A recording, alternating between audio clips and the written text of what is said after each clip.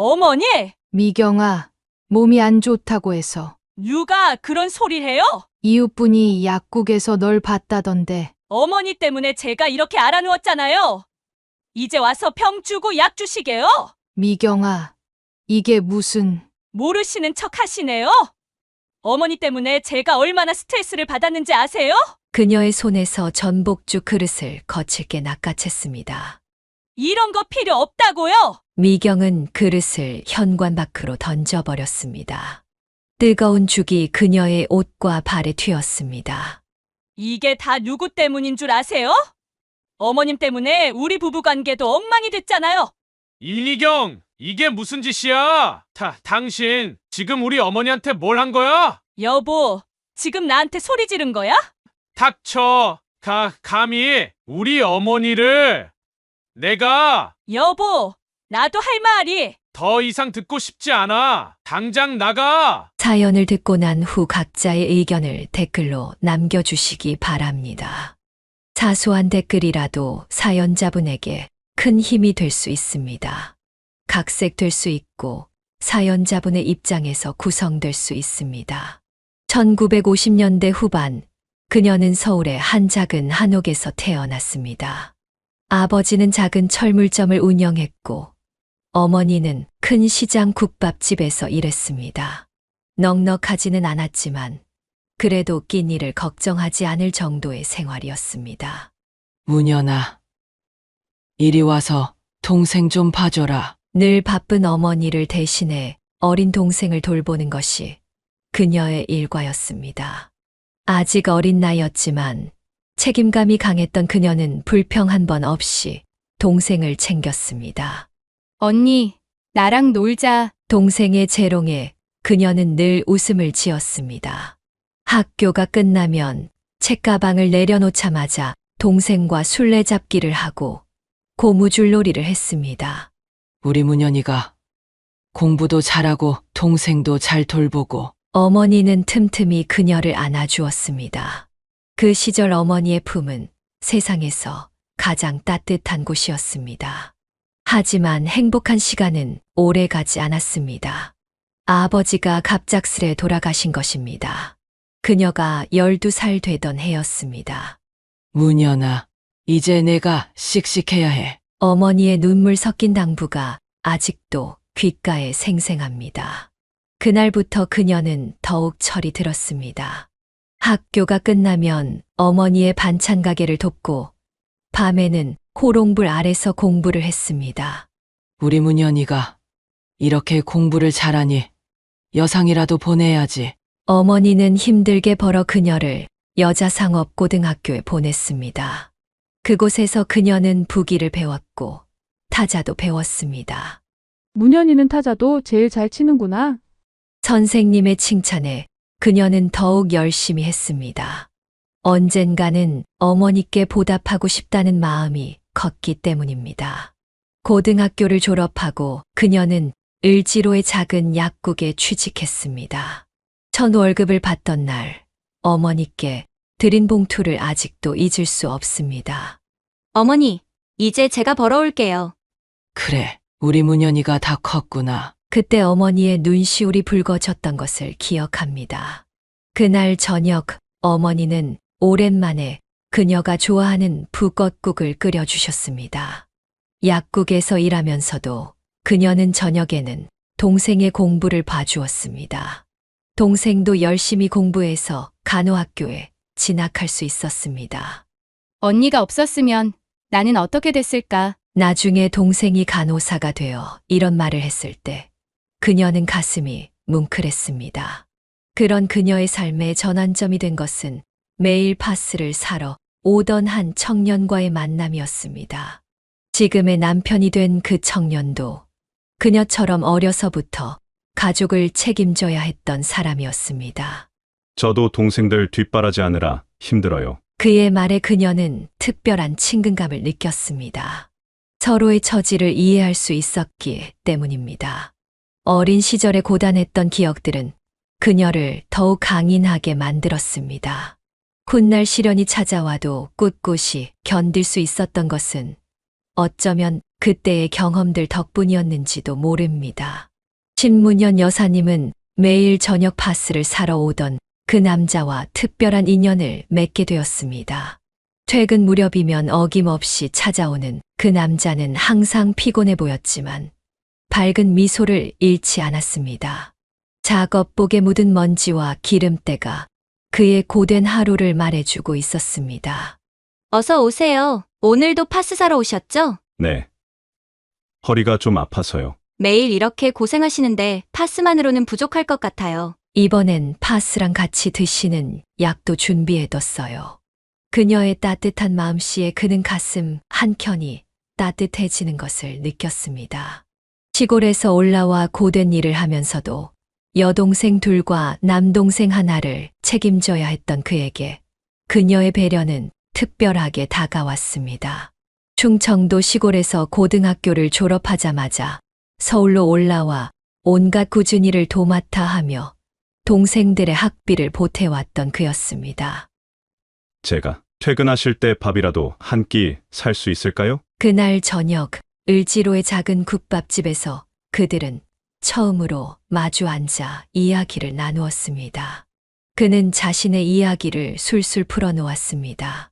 시골에서 자전거를 타고 등하교를 했던 일, 서울에 처음 올라와 막노동을 하며 옥탑방에서 지냈던 시절, 그리고 지금은 중고 트럭으로 이삿짐을 나르는 일을 시작했다는 이야기까지.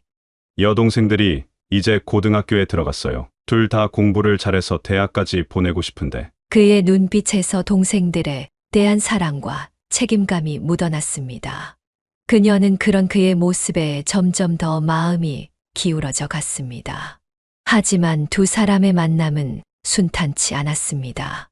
그녀의 부모님은 시골 출신의 변변한 집안 형편도 아닌 그를 탐탁지 않아 했습니다. 여상을 낳은 딸이 더 좋은 조건의 사람을 만날 수 있을 거라 생각했습니다. 그 사람은 안 돼. 너는 대학 나온 사람하고 결혼해야지. 일하는 것도 불안정하고 집안 형편도 어려운데 어떻게 살려고 그러니? 하지만 그녀는 달랐습니다. 매일같이 파스를 사러 오면서도 한 번도 약값을 깎아달라고 하지 않던 그의 자존심, 동생들 얘기를 할 때마다 빛나던 눈빛, 그리고 무엇보다 성실하고 책임감 있는 태도가 그녀의 마음을 사로잡았습니다. 저는 이 사람이면 충분해요. 성실하고 책임감 있는 사람이에요. 저희가 열심히 살면 됩니다. 수개월간의 설득 끝에 결국 두 사람은 이듬해 겨울 작은 결혼식을 올렸습니다. 신혼집은 창신동 달동네 사글세방이었고 살림살이라고는 겨우 이불 한 채와 냄비 몇 개가 전부였습니다. 중고 용달차 한 대가 그들의 전 재산이었습니다. 여보, 이제 우리 둘뿐이야. 같이 열심히 살아보자. 그래. 나는 당신만 있으면 돼. 우리 잘 살 수 있어. 신혼 초기에는 매일이 고단했습니다. 남편은 새벽 4시면 일어나 밤늦게까지 용달차를 몰았고 그녀는 약국 일을 계속하며 살림을 꾸려나갔습니다. 좁은 방에서 새우잠을 자다가도 남편이 출근하는 소리에 일어나 도시락을 싸주었고 퇴근 후에는 남편의 작업복을 빨래했습니다. 여보, 오늘은 일찍 들어왔네. 응. 오늘은 거래처가 가까워서 일찍 끝났어. 당신도 이제 쉬어. 휴일에는 둘이 시장에 가서 장을 보는 것이 가장 큰 즐거움이었습니다. 비록 넉넉지 않은 살림이었지만 서로를 위하는 마음만은 누구보다 풍족했습니다. 두 사람의 성실함은 결실을 맺어 2년 만에 전세로 옮길 수 있게 되었습니다. 방 2개짜리 전세집으로 이사하던 날, 둘은 마치 자신들의 궁전을 얻은 것처럼 기뻐했습니다. 여보, 이제 아이도 가질 수 있겠다. 남편의 말에 그녀는 눈시울이 붉어졌습니다.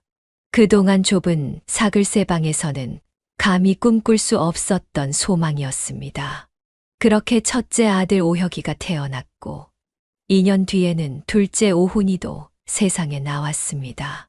우리 오혁이 이제 동생이 생겼네. 형님, 노릇 잘해야 해. 3살 배기 오혁이는 아직 말 뜻도 모르면서 동생의 작은 손가락을 꼭 잡고 있었습니다. 비록 넉넉하진 않았지만 그들의 보금자리는 날이 갈수록 따뜻해져 갔습니다. 그녀는 이런 일상의 작은 행복에 감사하며 앞으로도 남편과 함께 이 행복을 지켜나가리라 다짐했습니다. 남편은 열심히 일했고 그런 남편의 성실함은 거래처들 사이에서 소문이 나기 시작했습니다. 이사할 때 물건 하나 깨지지 않게 조심스레 옮기고 약속 시간을 철저히 지키는 그의 모습에 단골 고객이 늘어났습니다. 여보, 오늘은 일이 많았나 봐. 피곤해 보여. 응. 요즘 소개로 일거리가 자꾸 늘어나네. 좋은 일이지. 그녀는 남편의 허리에 파스를 붙여주며 일과를 묻곤 했습니다. 어느 날 남편은 평소와 다른 설렘을 안고 퇴근했습니다. 오늘 이삿짐 센터 사장님이 나한테 제안을 하셨어. 스카이 사다리차 사업을 같이 하자고. 카이 사다리차요? 고층 아파트가 많이 생기면서 수요가 늘고 있대. 사장님이 은행 대출 보증도 서주신다고 하셨어. 그녀는 잠시 걱정스러운 마음이 들었습니다. 하지만 남편의 눈빛에서 확신을 읽을 수 있었습니다. 당신이 하고 싶은 대로 해요. 나는 당신을 믿어요. 첫 스카이 사다리차를 구입하던 날, 온 가족이 나와 구경했습니다. 5살이던 오혁이는 큰 사다리차를 보고 눈이 동그래졌습니다. 아빠, 이게 다 아빠 차예요? 그렇지. 이제 아빠가 이걸로 일할 거야. 우와, 진짜 멋있다. 그날부터 오혁이는 아버지의 사다리차에 푹 빠졌습니다. 유치원에서 그림 그리기 시간이면 항상 아버지의 사다리차를 그렸고 우리 아빠의 자랑이라는 주제로 그린 그림으로 상까지 받았습니다. 선생님, 우리 아빠가 저 높은 아파트까지 다 올라가서 일하시는 거예요? 오혁이의 자랑스러운 목소리에 그녀는 가슴이 뭉클했습니다. 둘째 오은이도 형을 따라 사다리차 그림을 그리기 시작했습니다. 사업은 예상보다 빠르게 성장했습니다. 서울 곳곳에 아파트가 올라가면서 스카이 사다리차의 수요는 계속해서 늘어났고 남편의 꼼꼼한 일 처리는 건설사들 사이에서도 입소문이 났습니다. 여보, 이제 차 한 대 더 늘릴 수 있을 것 같아. 정말요? 그럼 일도 더 수월해지겠네요. 두 번째 사다리차를 구입하면서 사무실도 마련했습니다. 좁지만 깔끔한 사무실에서 그녀는 전화 응대와 장부 정리를 도맡아 했습니다.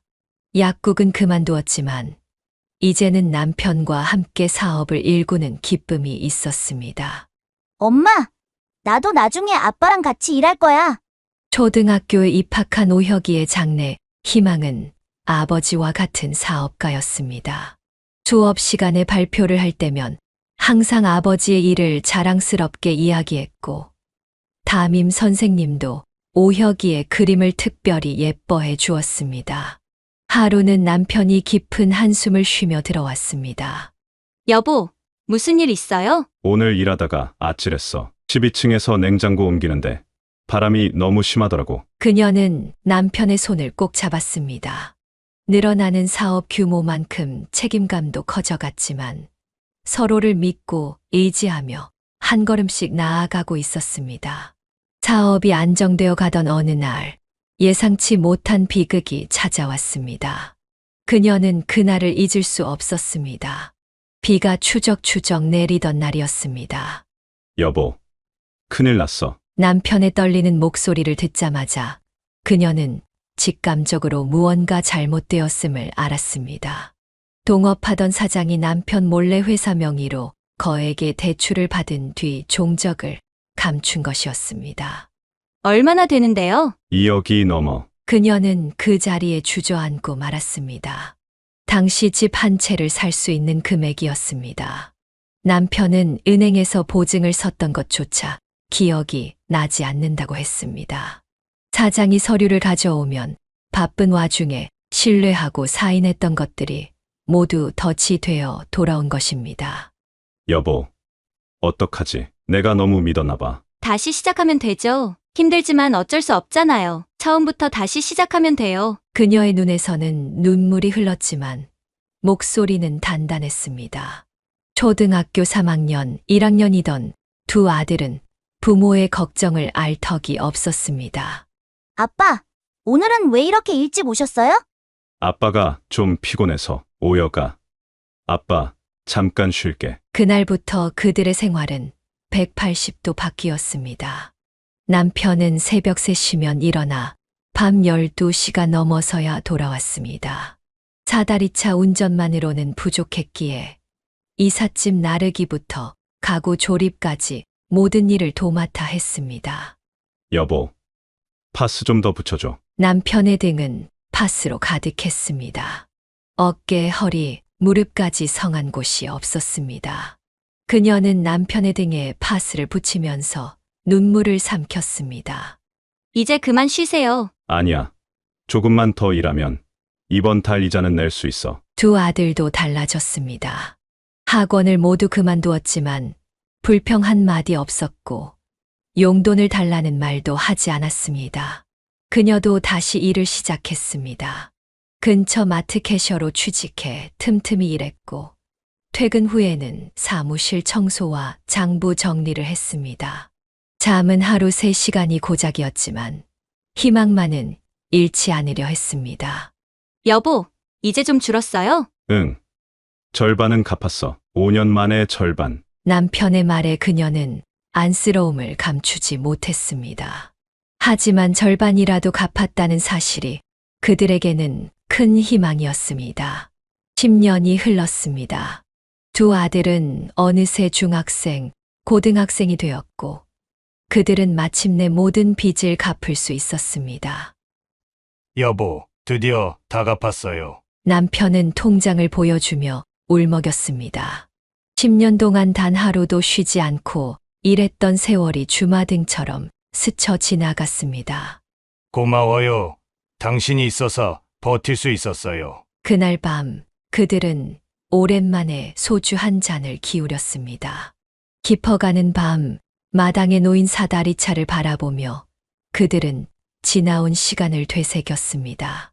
배신으로 시작된 10년이었지만 가족의 사랑으로 이겨낸 시간이었습니다. 빚을 모두 갚은 후 가정의 평화가 찾아왔지만 그녀의 마음 한켠에는 새로운 걱정이 자리 잡았습니다. 큰아들 오혁이가 대학교 진학을 앞두고 있었기 때문입니다. 엄마, 나 이번에 대학 원서 안 써도 돼. 왜? 너 공부 잘하잖아. 나 아빠 일 도와주고 싶어요. 대학 등록금이면 회사 장비 하나 더 살 수 있잖아요. 그녀는 아들을 꼭 안아주었습니다. 하지만 부모로서 자식의 미래를 위해 교육만큼은 포기할 수 없었습니다. 아니야. 너는 대학 가야 해. 아빠도 그걸 원하실 거야. 결국 오혁은 건축학과에 진학했습니다. 그의 선택에는 이유가 있었습니다. 엄마, 나중에 아빠 회사 더 크게 만들고 싶어서요. 건설 현장이랑 장비 운영하는 거 제대로 배워오게요. 대학 시절 오혁은 방학마다 아버지의 현장을 찾았습니다. 처음에는 단순히 도면을 읽고 현장을 정리하는 일부터 시작했습니다. 오여가, 이런 허들의 실은 그만두고 학교 공부나 해. 아니에요. 아빠, 이것도 다 공부예요. 현장은 도면하고 달라서 직접 봐야 알겠더라고요. 군대를 다녀온 후 오혁은 곧바로 회사에 합류했습니다. 아버지가 반대했지만 그의 의지는 확고했습니다. 아빠, 제가 처음부터 다시 배울게요. 현장에서 시작할게요. 힘들 텐데. 아빠가 걸어온 길이잖아요. 저도 그 길을 걸어보고 싶어요. 오혁은 현장의 모든 일을 배우기 시작했습니다. 사다리차 운전은 물론 안전관리와 거래처 관리까지 하나하나 익혀나갔습니다. 때로는 실수도 했지만 그때마다 더 단단해졌습니다. 죄송해요, 아빠. 오늘 현장에서 실수했어요. 실수는 누구나 해. 중요한 건 같은 실수를 반복하지 않는 거야. 10년이 흘렀습니다. 이제 오혁은 현장의 모든 상황을 꿰뚫어보는 전문가가 되었습니다. 새로운 장비가 나오면 가장 먼저 공부했고 안전 규정이 바뀌면 즉시 현장에 적용했습니다. 아버지, 이번에 새로 나온 장비가 있는데 한번 보시겠어요? 오혁이가 보고 결정해. 이제 내가 판단하는 게 더 정확해. 그녀는 아들과 남편이 함께 일하는 모습을 보며 가슴이 뭉클했습니다. 한때 사다리차를 그림으로만 그리던 어린 아들이 이제는 든든한 아버지의 동반자가 되어 있었습니다. 엄마, 이제 아빠 좀 덜 일하시게 할게요. 제가 현장은 다 볼 수 있으니까. 그래. 내가 있어서 정말 든든하다. 오혁은 새로운 아이디어로 회사를 발전시켰습니다. 디지털 장비 관리 시스템을 도입하고 안전 교육을 정기적으로 실시했습니다. 직원들은 그를 신뢰했고 거래처들은 그의 전문성을 인정했습니다. 우리 오혁이가 이렇게 클 줄 몰랐네. 퇴근길에 남편이 조용히 말했습니다. 그녀는 남편의 손을 꼭 잡았습니다. 아들의 성장은 그들 부부의 자부심이자 위안이었습니다. 회사가 안정을 찾아가던 즈음, 오혁은 미래의 아내가 될 사람을 만났습니다. 건설 현장 인근 은행의 대출 상담사였던 혜진은 매일 아침 일찍부터 늦게까지 일하는 오혁의 모습에 깊은 인상을 받았다고 했습니다. 처음에는 은행 일 때문에 자주 배웠는데 너무 성실하시더라고요. 그녀는 며느리가 될 혜진을 처음 만난 날을 또렷이 기억했습니다. 단정한 차림에 예의 바른 모습이 무척 마음에 들었습니다. 상견례 자리에서는 뜻밖의 일이 있었습니다. 혜진의 아버지 역시 젊은 시절 건설 현장에서 일했던 것입니다. 사다리차 사업을 하신다고요? 저도 30년 전에 중장비 기사였습니다. 아, 그러셨습니까? 그때는 정말 힘드셨겠습니다. 양가 아버지들은 술잔을 기울이며 깊은 대화를 나눴고 그녀는 이 인연이 하늘이 맺어준 것이라 생각했습니다. 결혼식은 소박했지만 훈훈했습니다. 하객들은 많지 않았지만 모두가 진심으로 축하해 주는 사람들이었습니다. 여보, 우리도 저렇게 결혼했었는데. 남편의 말에 그녀는 미소를 지었습니다. 30년 전 자신들의 모습이 떠올랐기 때문입니다. 혜진은 결혼 후에도 은행을 다녔습니다. 하지만 점차 회사의 일에도 관심을 가지게 되었고 주말마다 회사 일을 돕기 시작했습니다. 어머님, 제가 회계를 좀 봐도 될까요? 은행에서 일하면서 배운 게 있어서. 그녀는 며느리의 제안이 고마웠습니다.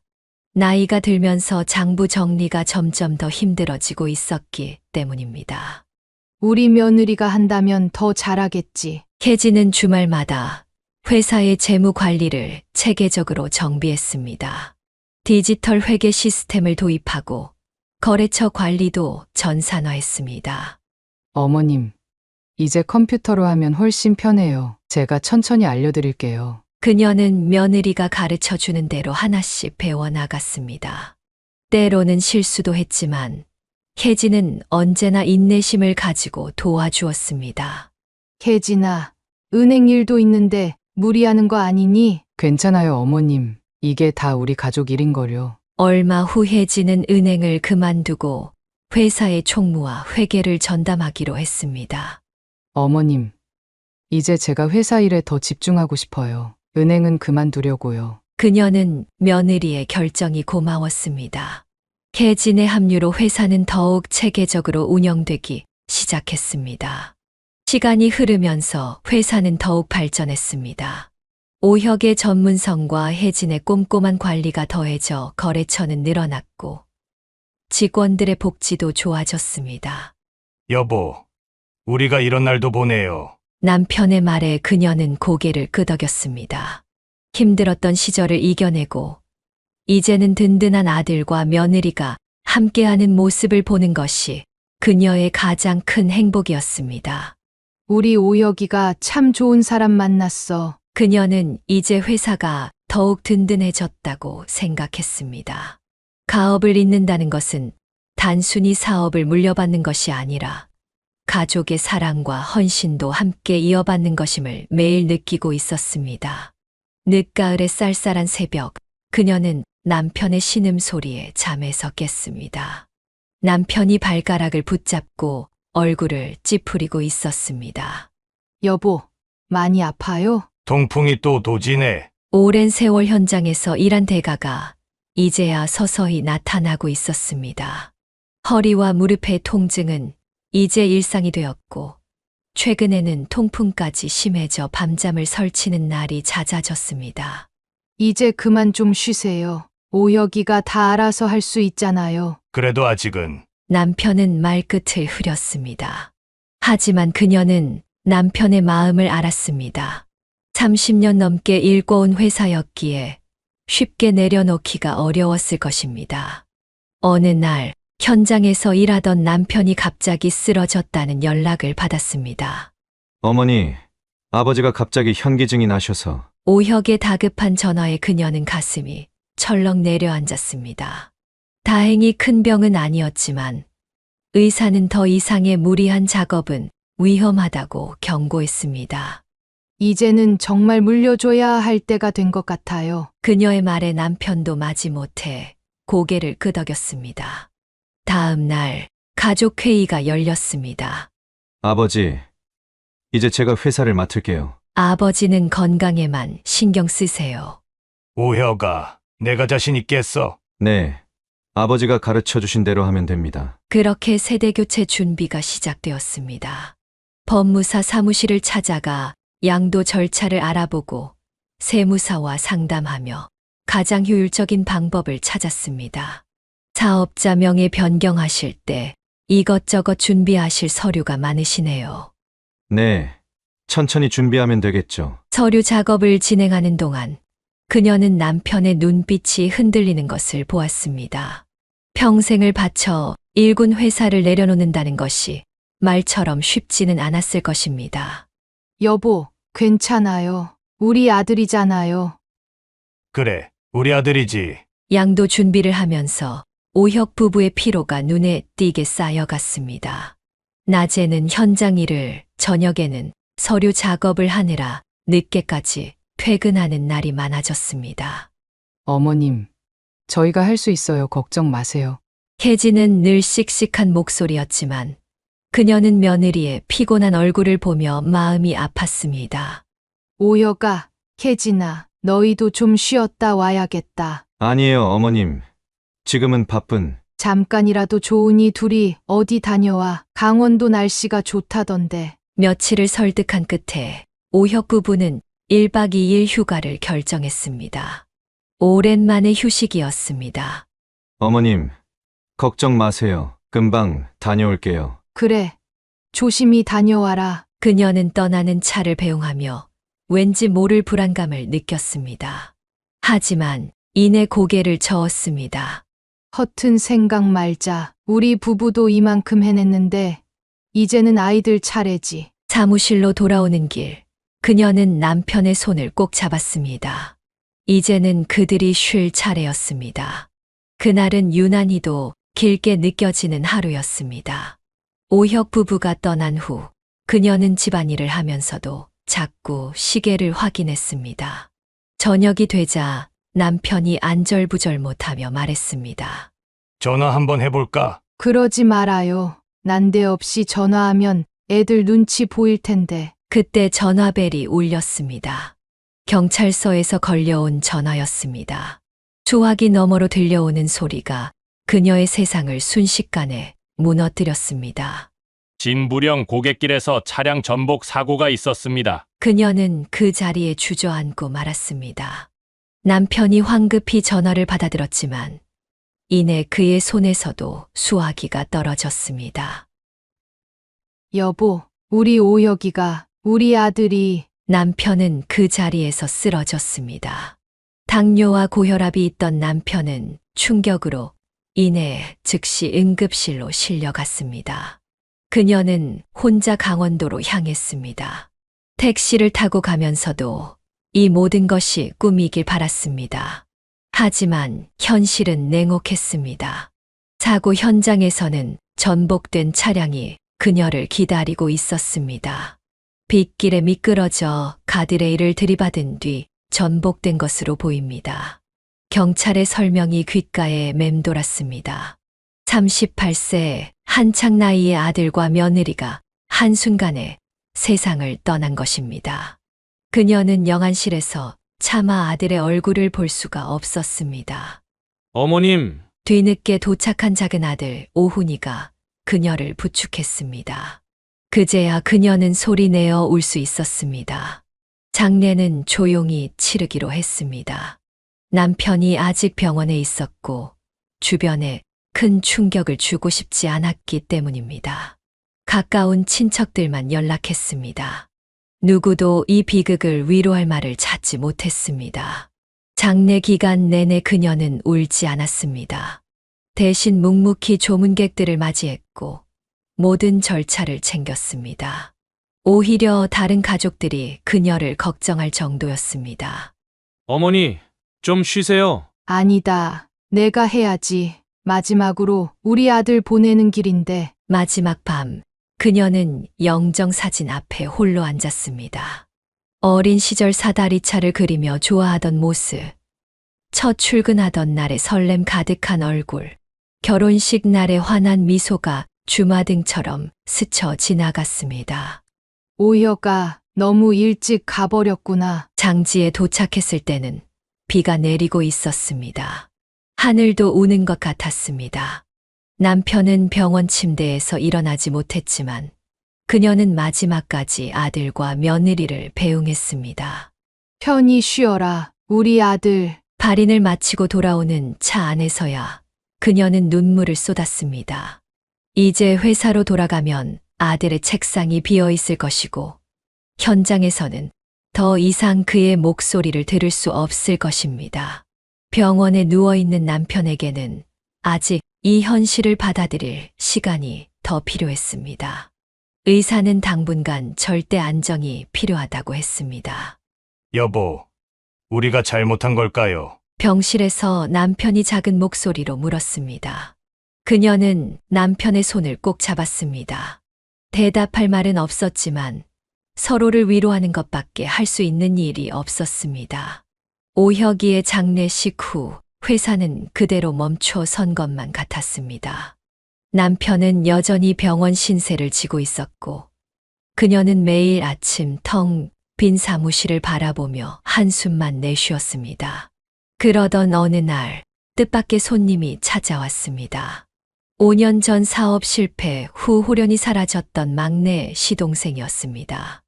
형수님, 말라깽이가 된 시동생의 모습에 그녀는 눈시울이 붉어졌습니다. 한때는 잘 나가는 사업가였던 그가 이제는 까맣게 그을린 얼굴로 그녀 앞에 서 있었습니다. 어디 있었어요? 연락도 없이. 죄송합니다, 형수님. 저 울릉도에 있었습니다. 시동생은 자신의 이야기를 천천히 풀어놓았습니다. 사업 실패 후 모든 것을 잃고 아내와도 이혼했다고 했습니다. 부끄러워 연락조차 할 수 없었다고 했습니다.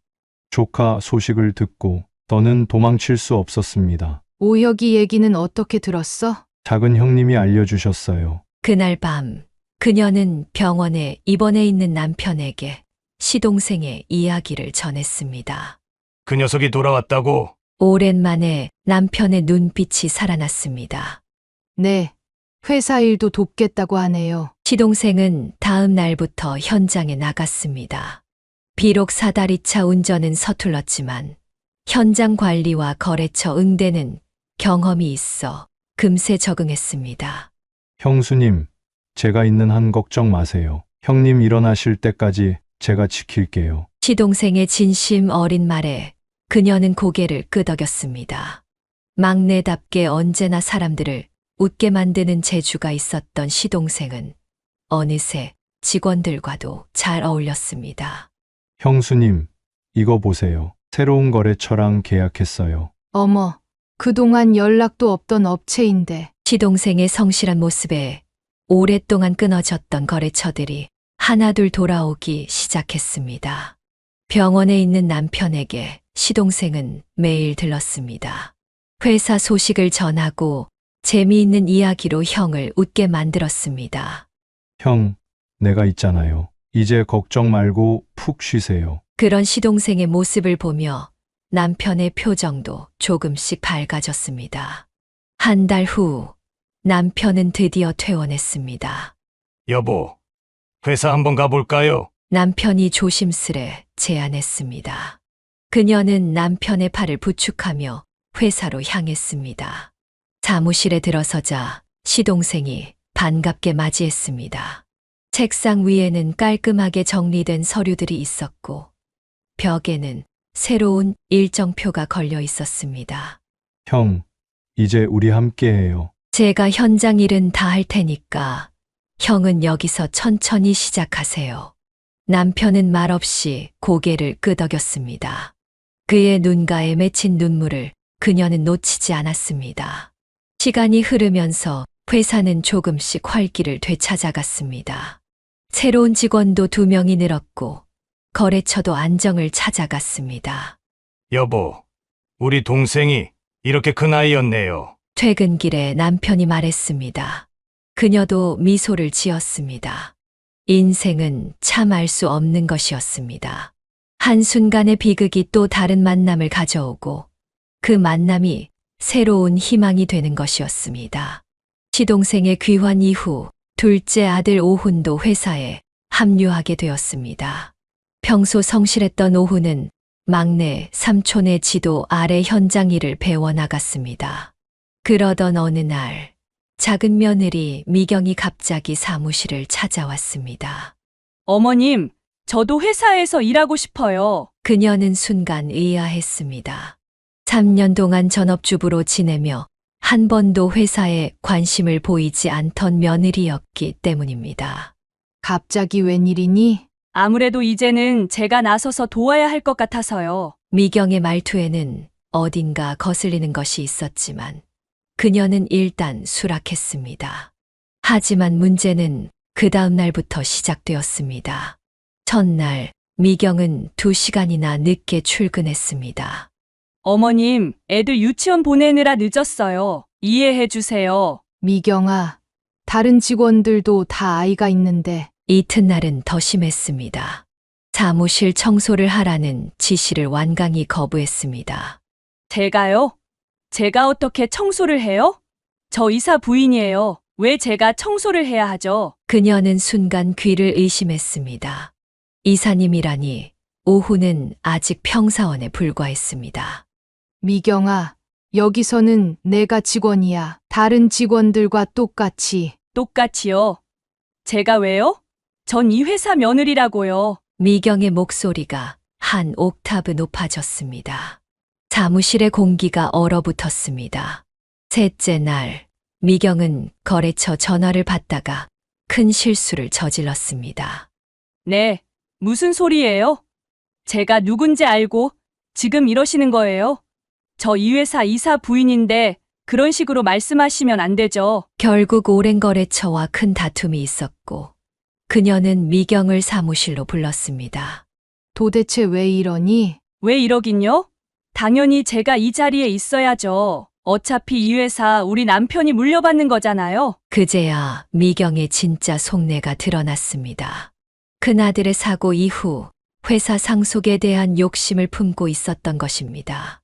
미경아, 내가 무슨... 왜요? 잘못된 말씀 드렸나요? 이제 회사는 당연히 작은아들 차례잖아요. 그런데 왜 삼촌이 와서 이것저것 간섭하는 거죠? 미경의 말은 계속되었습니다. 청소고 뭐고 다 필요 없어요. 어차피 곧 이 회사 저희 거 될 텐데 뭐하러 제가 그런 일을 해요? 그녀는 손을 떨며 자리에서 일어났습니다. 당장 나가. 네? 더 이상 여기서 일하지 마. 나가서 내 하고 싶은 대로 살아라. 미경은 자리에서 벌떡 일어났습니다. 좋아요. 어차피 전 이런 데서 일할 생각 없었어요. 하지만 이 회사는 우리 남편 거예요. 잊지 마세요. 문을 쾅 닫고 나가는 미경을 보며 그녀는 한숨을 내쉬었습니다. 저녁 이 일을 전해들은 오훈이 사무실로 찾아왔습니다. 어머니, 죄송합니다. 내 잘못이 아니야. 아내가 평소에도 저한테 자꾸 회사 이야기를 했어요. 형님 일 있고 나서부터는 더 심해졌고요. 그녀는 아들의 어깨를 토닥였습니다. 큰아들을 잃은 슬픔도 채 가시기도 전에 이런 일까지 겪어야 한다는 게 서글펐습니다. 시간이 지나 남편의 생일이었습니다. 그녀는 오랜만에 가족들을 모두 불러 식사 자리를 마련했습니다. 시동생도 오고 작은 아들 부부도 왔습니다. 처음에는 평화로운 자리였습니다. 형님, 생신 축하드립니다. 시동생이 축하 인사를 건네자 남편은 흐뭇한 표정을 지었습니다. 하지만 그때 조금 취기가 오른 미경이 갑자기 말을 꺼냈습니다. 아버님, 이제 회사 문제 좀 얘기해도 될까요? 순간 식탁의 공기가 얼어붙었습니다. 미경아, 오늘은 그만. 오훈이 만류했지만 미경은 아랑곳하지 않았습니다. 왜요? 언제까지 미루실 건데요? 당연히 우리 남편이 회사를 물려받아야 하는 거 아닌가요? 얘 지금 그 이야기가 여기서 왜 나오니? 그녀가 자리에서 벌떡 일어났습니다. 오혁이 팔아 회사를 차지하겠다고? 내가 무슨 염치로? 어머님, 제가 뭐 잘못 말씀드렸나요? 현실적으로 생각해봐요. 이제 회사는 누군가가 맡아야. 시끄러워! 남편이 테이블을 내리쳤습니다. 식탁 위의 그릇들이 덜그럭거렸습니다. 형님, 진정하세요. 시동생이 남편의 어깨를 잡았지만 미경은 계속해서 불을 지폈습니다. 삼촌은 뭔데요? 왜 자꾸 나서시는 거예요? 삼촌 때문에 우리 남편이 제대로 일도 못 배우잖아요. 뭐라고? 시동생의 얼굴이 붉어졌습니다. 내가 방해를 한다고.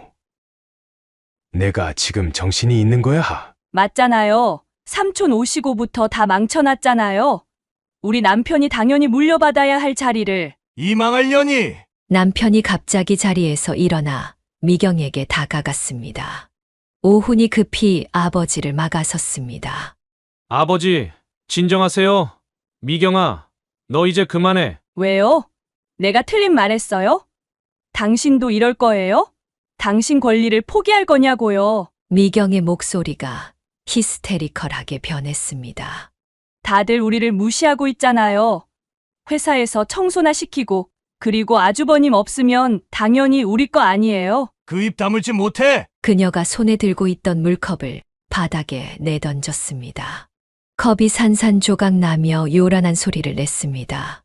죽은 지 얼마나 됐다고. 내가 감히. 그녀의 목소리가 떨렸습니다. 눈물이 볼을 타고 흘러내렸습니다. 나가 당장 내 눈앞에서 사라져. 이번에는 시동생이 참지 못하고 일어섰습니다. 오훈이 미경의 팔을 잡아 끌었습니다. 미경아, 제발 그만하고 가자. 나요? 더 할 말 있어요. 하지만 오훈은 강제로 미경을 데리고 나갔습니다. 현관문이 쾅 하고 닫히는 소리가 들렸습니다. 남편은 그 자리에 털썩 주저앉았습니다. 시동생이 급히 부축했습니다. 형님, 괜찮으세요? 우리 오혁이가 하늘에서 이거 다 보고 있을 텐데. 그날 밤 그녀는 오랫동안 잠을 이루지 못했습니다. 깊어가는 가족의 균열을 어떻게 막아야 할지 그녀는 답을 찾지 못했습니다. 생일날의 소란 이후 한 달 가까이 작은 며느리 미경과 연락이 끊겼습니다. 오후는 매일 늦게까지 회사에서 일했고 주말에도 현장에 나갔습니다. 그러던 어느 날 그녀는 동네 마트에서 이웃을 만났습니다. 아이고 사모님 며느님이 많이 아프시다면서요? 네. 제가 처음 듣는 얘긴데요. 어제 약국에서 뵀는데 얼굴이 많이 안 좋아 보이시더라고요. 그녀는 마음이 무거워졌습니다. 아무리 갈등이 있다 해도 며느리가 아프다는데 모른 척할 수는 없었습니다. 여보, 내가 미경이네 가볼까 해요. 당신 또 상처받지 말고. 그래도 며느리가 아프다는데 어떻게 가만히 있어요? 그녀는 정성스레 전복죽을 끓였습니다. 미경이 평소 전복을 좋아한다는 것을 기억하고 있었습니다. 오후 그녀는 따뜻한 전복죽을 들고 작은 며느리의 집을 찾았습니다. 초인종을 누르자 한참 만에야 문이 열렸습니다. 어머니! 미경의 얼굴에 당혹감이 스쳤습니다. 미경아, 몸이 안 좋다고 해서. 누가 그런 소리 해요? 이웃분이 약국에서 널 봤다던데. 미경의 표정이 순식간에 일그러졌습니다. 어머니 때문에 제가 이렇게 알아누웠잖아요. 이제 와서 평 주고 약 주시게요? 미경아, 이게 무슨... 모르시는 척 하시네요? 어머니 때문에 제가 얼마나 스트레스를 받았는지 아세요? 미경이 갑자기 소리를 질렀습니다. 그녀의 손에서 전복죽 그릇을 거칠게 낚아챘습니다. 이런 거 필요 없다고요? 미경은 그릇을 현관 밖으로 던져버렸습니다. 뜨거운 죽이 그녀의 옷과 발에 튀었습니다. 그녀가 비명을 지르며 뒤로 물러섰습니다. 계단 난간을 겨우 잡아 중심을 잡았지만 발등이 화상으로 따갑게 얼얼했습니다. 이게 다 누구 때문인 줄 아세요? 어머님 때문에 우리 부부관계도 엉망이 됐잖아요. 바로 그때 안방에서 쉬고 있던 오훈이 달려 나왔습니다. 이미경, 이게 무슨 짓이야? 오훈의 얼굴이 새하얗게 변했습니다. 평소 온순하기만 했던 아들의 얼굴이 순식간에 일그러졌습니다. 당신 지금 우리 어머니한테 뭘 한 거야? 여보, 지금 나한테 소리 지른 거야? 닥쳐. 오훈의 폭발적인 고함에 미경이 흠칫 놀랐습니다. 감히 우리 어머니를 내가 여보, 나도 할 말이. 더 이상 듣고 싶지 않아. 당장 나가. 뭐라고요? 나가라고. 당장. 그녀는 그 자리에 주저앉고 말았습니다. 뜨거운 눈물이 볼을 타고 흘러내렸습니다. 엄마, 제가 있는데 어떻게 감히 죄송합니다. 엄마. 오훈이 그녀를 조심스레 부축했습니다. 발등에 화상이 걱정되는지 구급차를 불렀고 곧 아파트는 순식간에 소란스러워졌습니다. 어머니께 폭력을 행사한 일 이후 미경은 친정으로 가버렸습니다. 오훈은 매일 늦게까지 일하며 집에 들어가지 않았고 그녀는 아들의 모습을 보며 마음이 아팠습니다. 어느 날 오훈의 핸드폰으로 한 통의 문자가 왔습니다. 미경의 고등학교 동창이라고 했습니다. 오은 씨, 죄송한데 연락드려야 할 것 같아서요. 문자에는 미경의 동창회 사진이 첨부되어 있었습니다. 미경이 한 남자와 다정하게 찍힌 사진들이었습니다. 이런 말씀 드리기 죄송하지만 미경이가 윤자랑 다시 만나는 것 같아요. 고등학교 때 3년이나 사귀었던 남자친구거든요. 오훈은 사진을 보며 손이 떨렸습니다. 사진 속 미경은 밝게 웃고 있었고 그 옆에 남자와 매우 친밀해 보였습니다. 동창회 끝나고 둘이 따로 나가더라고요. 다들 알면서도 말 못하고 있었는데 이제는 말씀드려야 할 것 같아서요. 이어진 문자에는 더 충격적인 내용이 있었습니다. 둘이 주말마다 만난다는 것, 심지어 호텔에 들어가는 것도 목격됐다는 이야기였습니다. 오훈은 아무 말도 하지 못했습니다. 그저 굳은 얼굴로 자리에서 일어났습니다. 어디 가려고? 그녀가 걱정스레 물었지만 오훈은 대답 없이 회사를 나갔습니다. 그날 밤 오훈은 친정에 있는 미경을 찾아갔습니다. 그녀는 불안한 마음에 아들의 뒤를 따랐습니다. 동창회에서 윤재 만났다며? 오훈의 첫마디에 미경의 얼굴이 하얗게 변했습니다. 그 사람이랑 다시 만나는 거 언제부터야? 여보, 이게 무슨... 언제부터냐고! 오훈의 고함에 미경이 주저앉았습니다. 미안해. 동창회에서 우연히 만났는데. 거짓말하지 마. 호텔에서 나오는 것도 다 찍혔더라고. 미경의 얼굴이 창백해졌습니다. 이혼하자. 여보. 평소에 어머니한테 그렇게 행동한 것도 다 이런 이유 때문이었네. 양심의 가책 때문이었어? 오훈은 돌아서서 걸어갔습니다. 그제야 미경이 바닥을 치며 울기 시작했습니다. 잘못했어. 용서해줘. 제발. 하지만 오훈은 뒤돌아보지 않았습니다. 그녀는 아들의 뒤를 따라가려다 멈췄습니다. 이제는 아들이 스스로 결정해야 할 때였습니다. 다음 날 오훈은 담담한 얼굴로 회사에 나왔습니다. 어머니, 이혼하기로 했어요. 오훈아. 제가 너무 눈이 멀어 있었네요. 어머님께 그런 짓을 했을 때 바로 알아챘어야 했는데 그녀는 아들을 말없이 안아주었습니다. 때로는 말보다 포옹이 더 큰 위로가 되는 법이었습니다. 이혼을 결심한 오훈은 바로 행동에 옮겼습니다. 변호사를 선임하고 이혼 소송을 시작했습니다. 가장 큰 문제는 6살 아들 민수의 양육권이었습니다. 어머니, 아들 제가 키울 거예요. 내가 회사 일하면서 어떻게? 제가 알아서 할게요. 그 애를 저 여자한테 보낼 순 없어요. 오훈의 눈빛은 단호했습니다. 그녀는 아들의 결심을 느낄 수 있었습니다. 미경 측 변호사가 연락해 왔습니다. 합의 이혼을 하자는 제안이었습니다. 합의는 없어요. 법적으로 끝까지 가겠습니다. 첫 재판이 열리던 날, 미경은 민수의 양육권을 자신이 가져야 한다고 주장했습니다. 어머니가 아이를 키우는 게 자연스럽지 않습니까? 남편은 바빠서 아이를 제대로 돌볼 수도 없을 텐데요. 하지만 오훈 측 변호사는 미경의 부적절한 행실을 증거로 제시했습니다. 어머니를 폭행한 사건부터 불륜 관계까지 모든 것이 법정에서 드러났습니다. 이런 어머니가 과연 아이를 올바르게 키울 수 있을까요? 재판이 진행되는 동안 민수는 그녀의 집에서 지냈습니다. 손주를 돌보며 그녀는 마음이 아팠습니다. 어린 아이가 부모의 이혼을 겪어야 한다는 것이 안타까웠기 때문입니다. 할머니, 엄마는 언제 와요? 민수야. 어느 날 미경이 그녀의 집을 찾아왔습니다. 완전히 달라진 모습이었습니다. 화장기 없는 얼굴에 초췌한 모습으로 현관 앞에 무릎을 꿇었습니다. 어머님, 저 좀 용서해 주세요. 미경아. 제가 잘못했어요. 이제 정신 차렸어요. 민수라도 제게 줄 수는 없나요? 그녀는 한동안 말없이 서 있었습니다. 며느리의 눈물이 진심인지 아닌지는 중요하지 않았습니다. 이미 돌이킬 수 없는 선을 넘었기 때문입니다.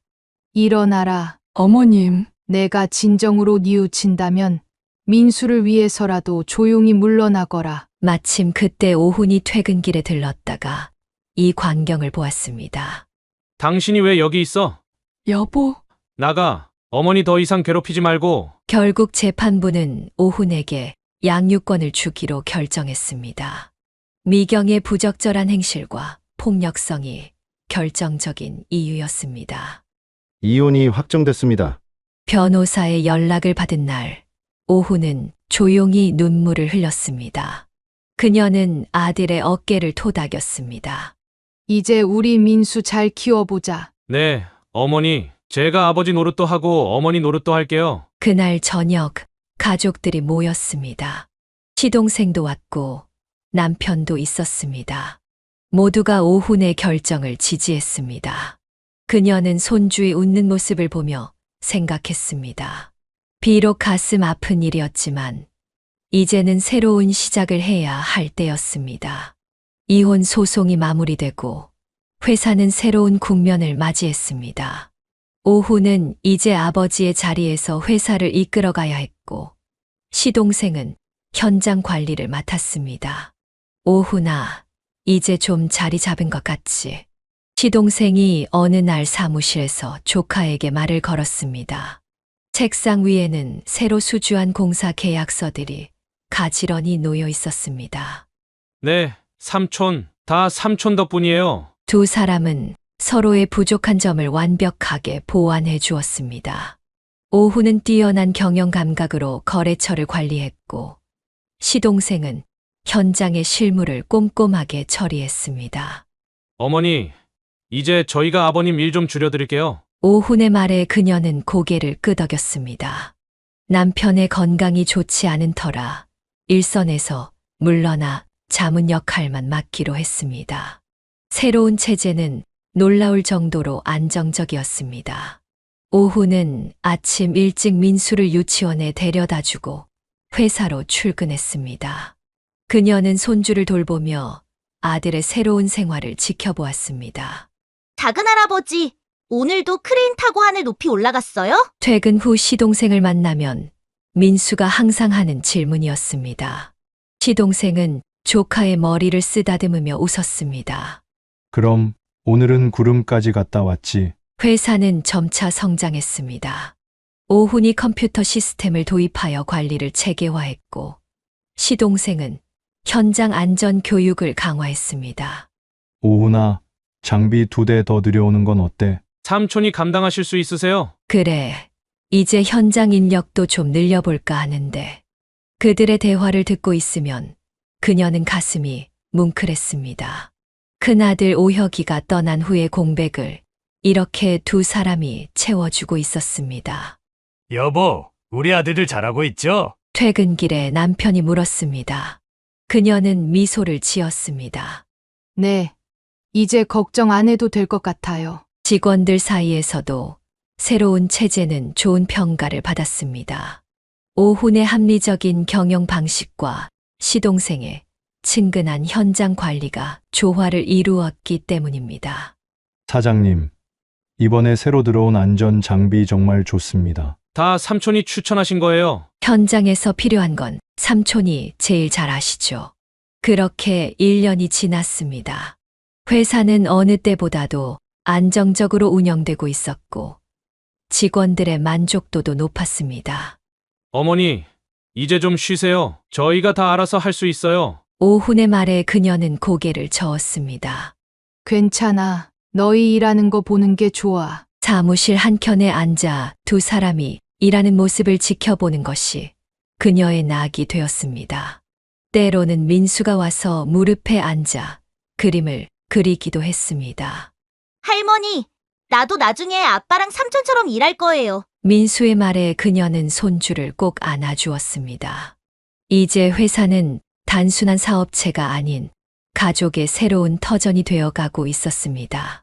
회사가 안정을 찾자 그녀는 서서히 일에서 손을 놓기 시작했습니다. 이제는 두 사람이 잘 꾸려나가는 모습을 보는 것만으로도 충분했습니다. 어머니, 이제는 정말 쉬세요. 저희가 다 알아서 할게요. 오훈의 말에 이번에는 그녀도 고개를 끄덕였습니다. 남편의 건강도 신경 쓰여야 했고 무엇보다 이제는 쉴 때가 되었다고 생각했기 때문입니다. 여보, 우리도 이제 좀 쉬면서 살아요. 그녀의 말에 남편이 웃으며 대답했습니다. 그래, 이제 젊은 사람들한테 맡기고 우리는 좀 쉬자. 새로 이사한 집은 아파트 12층이었습니다. 넓은 거실에서는 도시의 전경이 한눈에 들어왔고 베란다에는 그녀가 가꾸는 작은 화분들이 즐비했습니다. 평생 일만 하다가 처음으로 남편과 제주도 여행을 다녀왔습니다. 여보, 우리가 이런 날도 보내요. 푸른 바다를 보며 남편과 커피를 마시는 여유가 생겼습니다. 젊은 시절에는 꿈도 꾸지 못했던 일들이 이제는 현실이 되었습니다. 아침이면 근처 공원을 산책하는 것이 일과가 되었습니다.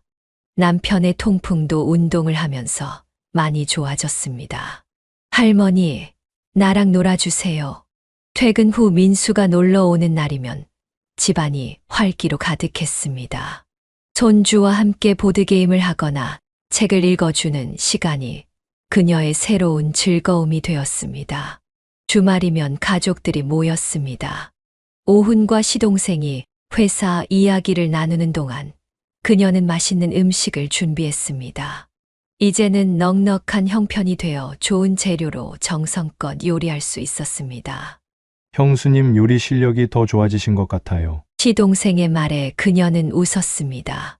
예전에는 항상 재료비를 걱정해야 했지만 이제는 마음껏 요리하며 가족들을 대접할 수 있었습니다. 남편은 서재에서 책을 읽는 취미가 생겼습니다. 평생 현장에서 일만 하다가 이제야 자신만의 시간을 가질 수 있게 된 것입니다. 여보, 이제 우리도 여유가 생겼네요. 저녁이면 부부는 베란다에 앉아 차를 마시며 이야기를 나눴습니다. 젊은 시절에 고생했던 이야기, 아이들 키우면서 있었던 일들, 그리고 이제는 추억이 된 그 모든 시간들을 되새기곤 했습니다. 어머니, 이번에 새 차 한 대 사드릴까요? 오훈이 제안했지만 그녀는 고개를 저었습니다. 지금 있는 거로 충분해. 너무 사치스럽게 살고 싶진 않아. 비록 형편이 나아졌지만 검소한 생활 습관은 여전했습니다. 다만 이제는 쪼들리지 않고 하고 싶은 것들을 할 수 있다는 것만으로도 충분했습니다.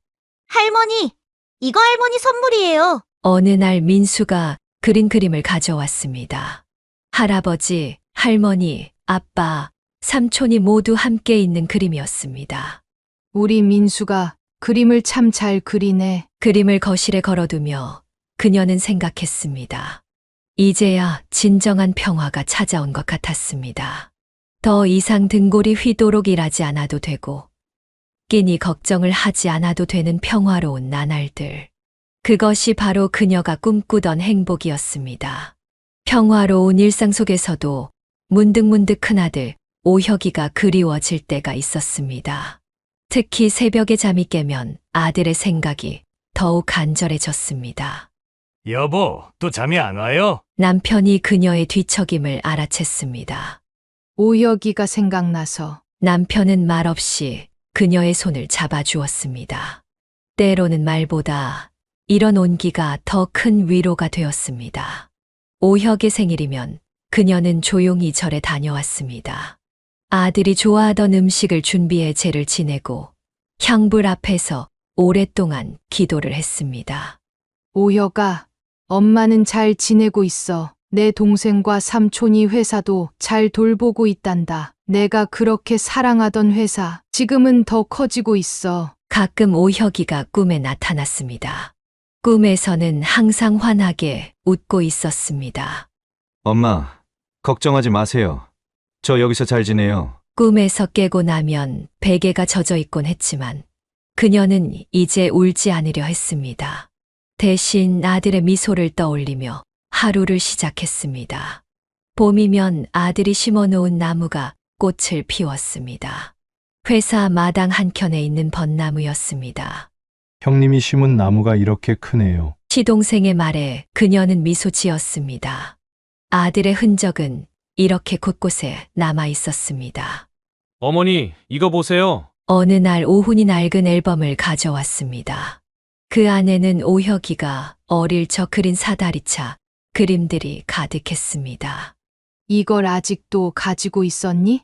네, 형님 방을 정리하다가 찾았어요. 그림을 보며 그녀는 아들의 어린 시절을 떠올렸습니다. 유치원 시절부터 아버지의 일을 자랑스러워하던 모습, 학창 시절 내내 회사 일을 돕겠다고 하던 모습, 그리고 마지막까지 성실하게 일하던 모습까지. 할머니, 아빠가 우리 집에 있는 형아 사진 보여줬어요. 민수가 어느 날 물었습니다. 그래서 뭐라고 하더니? 하늘나라에 계신 우리 형아가 제일 멋있대요. 그녀는 손주를 꼭 안아주었습니다. 아들의 부재는 이렇게 다음 세대에게도 이어지고 있었습니다. 시간이 흐를수록 그리움의 형태는 조금씩 변해갔습니다.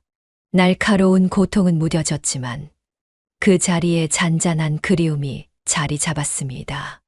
여보, 우리가 나중에 오혁이를 만나면 뭐라고 해줄까요? 잘 살았다고, 그동안 잘 지냈다고 말해주자. 부부는 이제 하늘에서의 재회를 기약하며 살아갔습니다.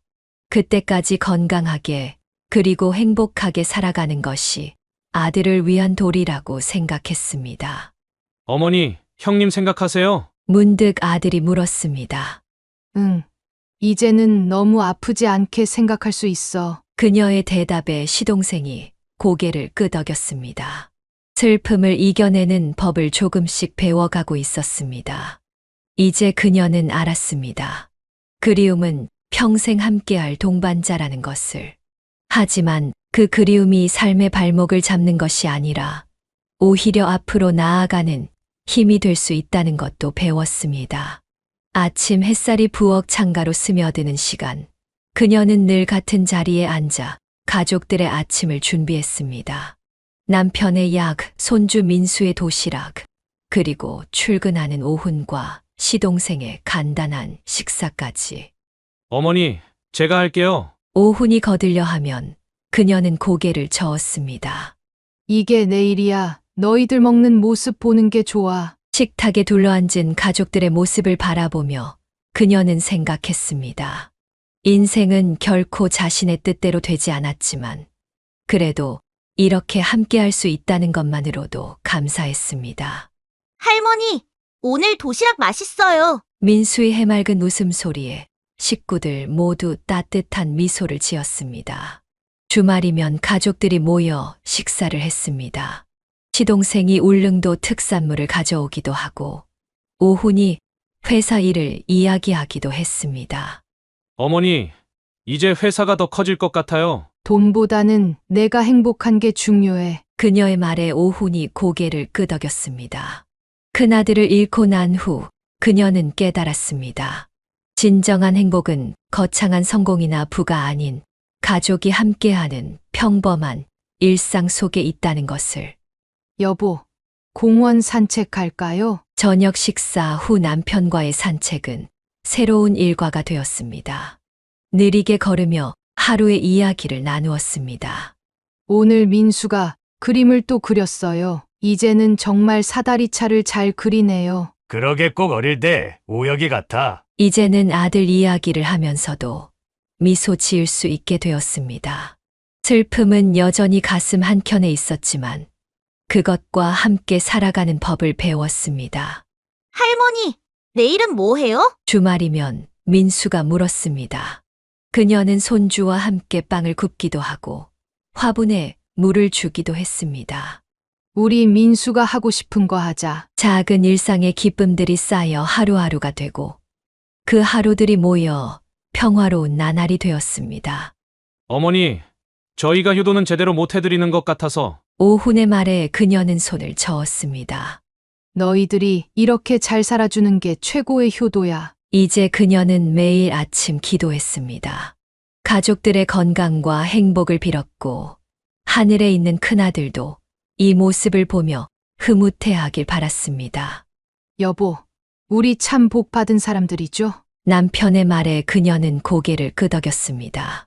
비록 큰 상처도 있었지만 그래도 이렇게 서로를 의지하며 살아갈 수 있다는 것이 얼마나 큰 축복인지 이제는 알았습니다.